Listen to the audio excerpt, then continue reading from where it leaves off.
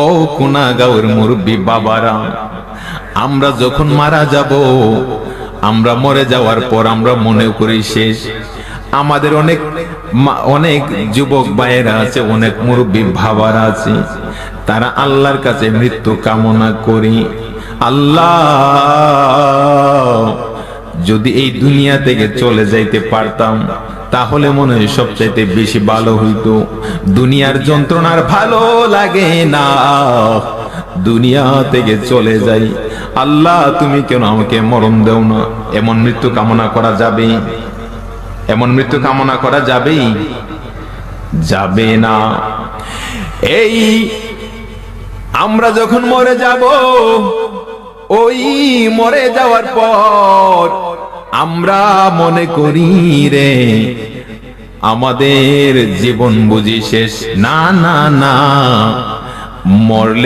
মরলে শেষ হয়, আপনার দুনিয়ার জীবন শেষ হয়। মরার পর আখিরাতের জিন্দেগি শুরু হয়, যে জিন্দেগির কোনো কুল কিনারে নাই। বুঝতে পারছেন? যেই জিন্দেগির কোনো শেষ নাই, ওই জিন্দেগিতে চলে যাব।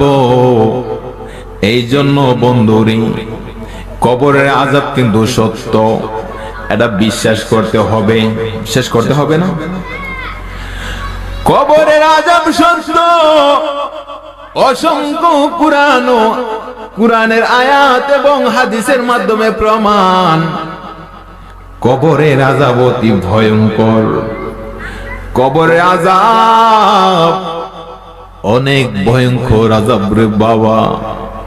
কবরে তো আছে, কবরে যাওয়ার আগে আমরা যখন মরণের সুধা পান করি, ওই মরণের যন্ত্রণা অনেক কষ্ট।